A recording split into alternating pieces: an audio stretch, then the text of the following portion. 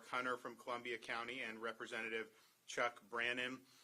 This storm is going to impact inland counties, and particularly in northern Florida, you are going to see significant impacts.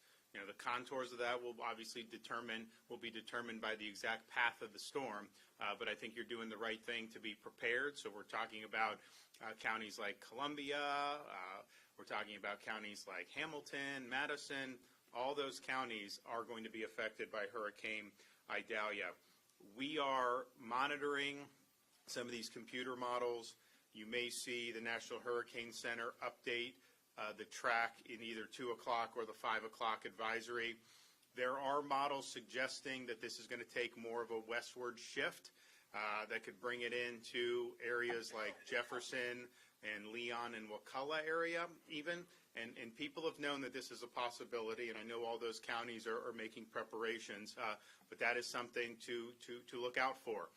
There's still a range of uncertainty here. They're going to be updating this track as the day goes on, and we will have probably better resolution on that as we get to the 2 or the 5 o'clock advisory. But that is a possibility. We've been in contact with all the local officials in all these areas, and I know people have been making preparations. So continue to do that. The state is already starting to feel some effects of this in the southern part of the state. You're going to start to feel some effects of it in the northern part of the state probably later tonight, the beginning of tomorrow morning. We have expanded our executive order this morning. We now have 49 counties total. We've added Brevard, Orange, and Osceola counties, and so, you know, pretty much that top of the state all the way into central Florida, maybe excluding some of the farther western panhandle counties, but there's a huge number of counties that are going to feel impacts from this, and we want to make sure they're able to do what they need to do. We're proud of all the staging that's been done, particularly for power restoration. We're now at over 25,000 linemen as of this morning. That is going to be over 30,000, approaching 40,000 by the end of today, and the goal is when the power, and you are going to lose power if you're in the path of this storm, you should assume that that's going to happen, and the goal is going to be rapid restoration of power. Some of the parts where this storm is projected to go are a lot of trees. There's going to be a lot of branches, a lot of trees. There's going to be a lot of power lines down. Just expect that. There's a lot of manpower that's going to go to address it, but it's definitely going to be something that is going to require a lot of manpower and a lot of attention. So power restoration is something that is very, very important, and we want to thank all the utilities that have marshaled. We've got people coming from southeastern states. We've got people coming from Nebraska coming to Florida to be ready to go to restore power here in the state of Florida, and we think that's important. The local municipalities that have utilities, some of the electric co-ops, all those, please accept the mutual aid.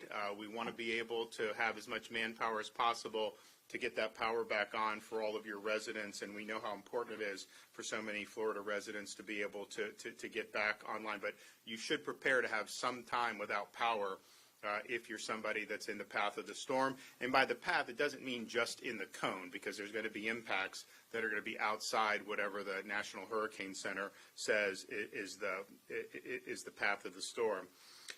There have been evacuation orders issued for people on coastal areas, barrier islands, low-lying areas. You still have time, particularly if in the northern part of the state, you have time to be able to evacuate. You don't need to drive hundreds of miles. You don't need to try to outrun the storm. Just get to higher ground, get into a safe structure, ride out the storm, then you can go back to your place. But in some of these areas, like a Cedar Key, some of these others, along the Big Bend, you're talking about really, really significant storm surge potential. I mean, this is similar 10, 12 plus feet of storm surge could happen in some of those areas. And the storm surge is not something, you're not going to win that battle if you decide to stay behind for that. You run away from the water and then you hide from the wind. And so in Florida, if you get away from where the surge is going to hit, most of the structures that we have, particularly things that have been built in the last 20, 30 years, those are going to be fine for a Category 3 storm. And so you can hunker down there on higher ground where the storm surge isn't going to be a threat. But if you're putting yourself, if you're hunkering down in an area that could get hit by 10, 12 feet of storm surge, that is a life-threatening situation. And we saw that with Hurricane Ian, just how massive the storm surge was. So you are going to see parts of the coast, probably in the Big Bend area, that is going to have really significant storm surge. We actually anticipate the National Hurricane Center to increase their estimates for the storm surge, particularly in the Big Bend from where it was this morning. So please be advised, you've got time, you've got the ability to do. I know all these counties have opened up shelters. You can go stay with friends, family. I know there's deals on hotels. You still have time to do that if you're in this Big Bend area, but time is running out very, very rapidly. We are working with counties to make sure they have the resources they need to be able to help their residents weather this hurricane. We've had more than 450 active missions. We've fulfilled or will have those fulfilled sometime today, all 450 of them, and I want to thank the Florida Division of Emergency Management for doing that. We're now up to 1.1 million gallons of fuel that is on standby to be able to mitigate any fuel interruptions, and sometimes you have it, sometimes you don't. We'd rather be safe than sorry, so that fuel is there, and that can be deployed as needed if there is an interruption in fuel. We have all 8 urban search and rescue teams from the state of Florida are activated and ready to go. Hopefully they're not going to have anything to do. Hopefully everybody got out of town and there's not, who are in these low-lying areas or in the very vulnerable areas, hopefully there's not a need for rescues, but we assume that there will be, and they're going to be there, and they're going to do their thing, which they do very, very well. We have a lot of assets available. We have 5,500 National Guardsmen. We have Rotary Wing assets. We have Riverine assets. All of that is ready, locked and loaded to be deployed as needed. We have deployed almost 250 Starlink internet devices, and we have over 500 staged that can be sent to areas that need it once the storm passes by. We have 3,000 staged and ready to deploy. We have more than 700 personnel, including over 220 cut and toss crew members, with more than 650 pieces of heavy equipment and trucks strategically placed across the state to prepare for cut and toss operations post-storm. That is going to be necessary.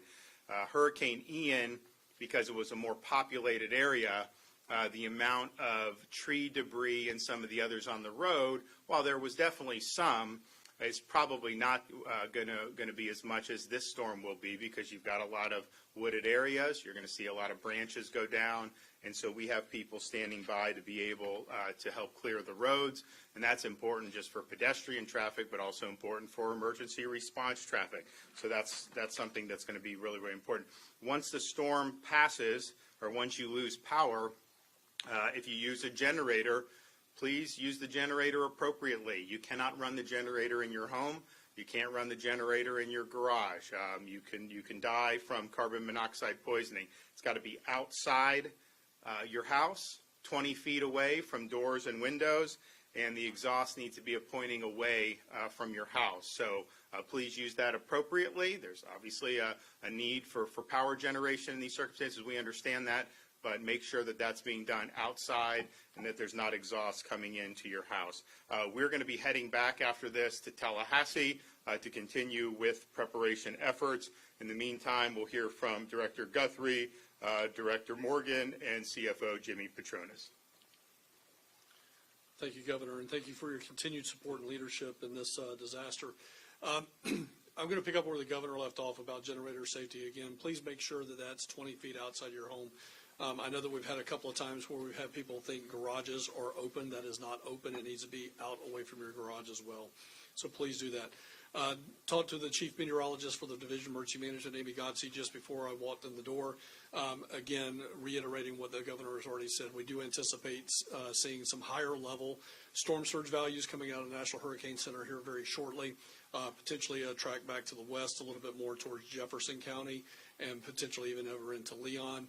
But what I would ask people to do now, especially if they live on the river, its tributaries in the Swanee River Valley, of course, up here in Columbia County as well, please Heed the warnings. If Shane or any of your local emergency managers ask for an evacuation, please do that. You are going to lose power. If you are power dependent, you have to have that. You're going to lose power. We are going to lose power. So please make sure you go someplace that has power that can help you out. I'm not going to talk about how Columbia County needs to handle that. We do have on our website right now at floridadisaster.org/SNR. That's S as in Sam, N as in Nancy, R as in Romeo, SNR. That's our special needs registration, but we are getting into a window where we're going to have to go direct with counties versus us getting that information and making sure it gets down to the county level. So I'll let Shane obviously talk about how he does that here in Columbia County. But again, if there's a doubt, call your local emergency management agency and then listen to your local emergency management official as we move into these next few hours. As soon as the disaster is passed, again, all of the state's resources and all the state emergency response team, the 30-plus agencies that we have, plus all of the mutual aid that is coming from all over the United States, will be ready and quickly responding to it, to include even in the overnight hours. So please stay safe. Please heed the evacuation warnings. Thank you so much, Governor, for all you do for us. Okay, Shane. Thank you, Governor. Thank you, everybody, for being here today. I just want to reiterate what they were talking about. If you do have issues such as you're a special needs patient, you can call in. Our citizens information number is open and active. We opened it at noon today. That number is 386-719-7530, and we can help you get registered for the special needs shelter if that is something that you are wanting to take advantage of and be a part of. The shelters will open at 6 o'clock. We have 5. We have the one special needs shelter, which will be Westside Elementary School. Then we have some community centers. We have the Richardson Community Center that will be open, the Winfield Community Center, and also the Westside Community Center. And we will have Fort White High School open on the south end of the county as well.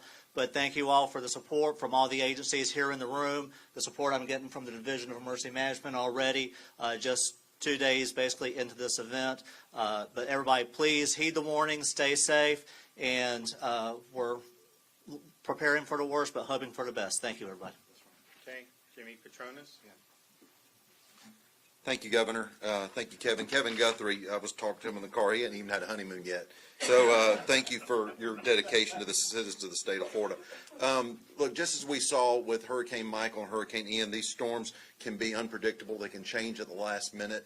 The storm surge that the governor and Kevin have alluded to, you can't run from water. You can't. You just it's too dangerous. There's no structure that can survive the type of surge a storm like this can put out. So the life-threatening surge is something that I really want to just heed on and listen to the evacuation orders by your local officials. As we get into the recovery, you're going to have predators that are going to pre-stage outside those affected areas. And I'm telling you, Mark Hunter and his folks do an amazing job of keeping you safe. But these folks are going to approach you at your doorstep, and they're going to offer to remove trees off your house. They're going to offer to provide you services before the storm and after the storm. I'm just going to let you know, if you feel comfortable giving a total stranger cash at your doorstep, you might as well be setting it on fire, because that's what you're doing. You're not going to be able to get any restitution, any reimbursement back from your insurance company with those type of transactions. Just understand, people that come out immediately after the storm, a lot of times are not of the best intentions. They are going to seize that opportunity to take advantage of you because you're vulnerable. Whatever you do, do not sign anything. You're going to have folks that are going to want to provide services to you, and they're going to say, just sign this document. You may be signing a contract that now is obligating you to services where they're going to charge you whatever they want. So understand, signing something immediately after the storm, you need to get your facts straight. Make sure you understand what your rights are. If you have damage, you want to call my office at 1-877-MY-FLCFO, your insurance agent, or your carrier. As long as that's the first call you make with damages to one of those 3 numbers, you're not going to be taken advantage of. I can promise you that. What you've got after the storm is a need to get those assistance dollars out. We will be setting up villages all over those affected areas and helping people get that rapid dollar in their hand. But I just don't want anybody to come in between you and your dollars that you're owed from the insurance company. You still got time right now. Take out, we're a smartphone society. Get your phone and go walk around the outside of your house. Shoot a video of your house, the fact that the house looks good, that there's no trees leaning on it, there's no broken windows. And then inside your house, take pictures of everything. Take pictures of your wall coverage, your floor coverage, what's on your bookshelves. Because now what's going to happen, if you do have damage, your insurance company's going to say, all right, what was damaged? You're not going to remember, but if you have those photos, you can reflect on those photos and make that inventory to file your claim. You'll also have that photographic evidence on the outside of your house that shows this is what my house looked like on Tuesday. It was hit on Wednesday, and on Thursday you've got this really cut and dry photo evidence of what the house looks like. When you give it to the insurance adjuster, they can show and prove that the damage was caused by the storm. All that's just going to streamline the claims process and make it that much easier to ascertain what damage was caused by the storm and what is truly the liability of the insurance company to pay you off. So again, understand all of that. We're going to have our fraud teams out there. The sheriff and his teams are going to be working around the clock to keep you safe. But please, use some common sense. If it's too good to be true, it usually is. And when you see one, thank a lineman. Oh, lineman! I told people earlier today, not all heroes wear capes. Our linemen wear hard hats. And with the efforts with FP&L, with Duke, our municipalities, our co-ops, all working together collectively, please understand you make their jobs a lot easier when you listen to what our elected officials tell you to do. Downlines are going to happen. Trees are going to fall, just like the governor said. And you know what? Sometimes it's going to create an event that you can avoid. Please use some common sense and heed those warnings. Governor, thank you for your leadership. Understanding we're going to have urban search and rescue teams from all over the United States staged to hit the road immediately afterwards, and they're going to be going door to door to check on the life and safety needs of those that didn't heed the warnings. I would much rather, like the governor said, I would much rather them not have anything to do other than check the box that there was nobody in the house. So please, thank you for being so cooperative and understanding. We live in paradise. Sometimes Mother Nature likes to show up and give us a haymaker or two, but I promise you we'll get through all this together. Thank you, sir. Great. We've also are in the process, and it may have already been transmitted, but it will be today if it hasn't already, requests of the federal government for a major disaster declaration, and it's our belief that that will be approved based on our conversations with FEMA. So we appreciate that. That'll obviously help on the back end as we do things like debris removal, which is going to be something that's going to be really, really necessary given the path of this storm. And once the storm hits, just to remind everyone, be very, very cognizant of standing water, down power lines. There's going to be a lot of hazards out there as different things have been upended, whether it's power lines, trees, all these other things. And so be very, very cautious. Don't drive your cars if there's a lot of flooding. Don't try to drive through that. It's not going to work out well for people that live in some of the barrier islands or the coastal areas that can be subjected to a lot of storm surge.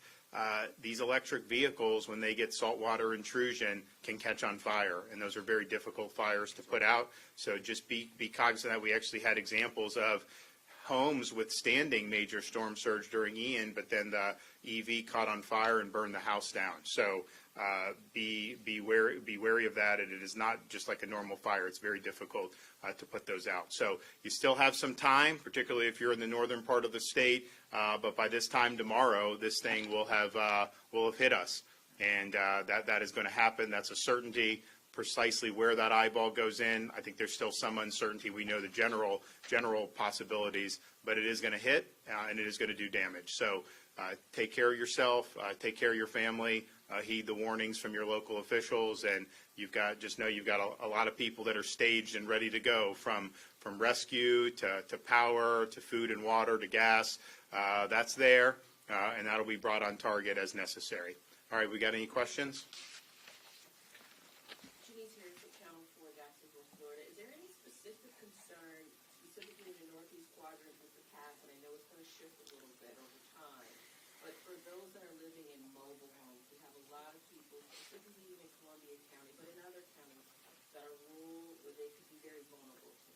Well, I think so. That'll be decided on a county-by-county basis. There have been a number of counties that have issued evacuation orders, directives for mobile homes.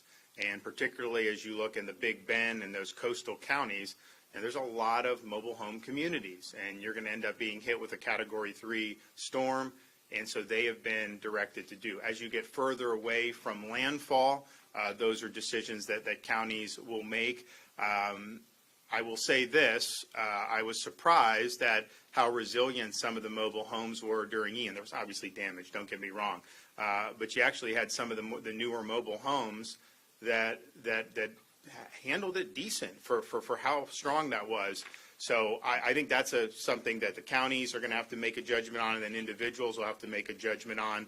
But clearly, if you end up with tropical storm force winds in Northeast Florida or even a Cat 1, there are some of the newer manufactured housing that would be able to likely withstand that. How you do when you start getting into a major hurricane, that may be something different. So I think it's just people should just listen to their local county emergency managers and heed the warnings that were there. But there have been a number of directives issued in the Big Bend region for people in mobile homes to evacuate to shelters, friends' houses, hotels, and et cetera. All right, well, we'll have more updates later tonight from the EOC in Tallahassee. Thanks, everybody.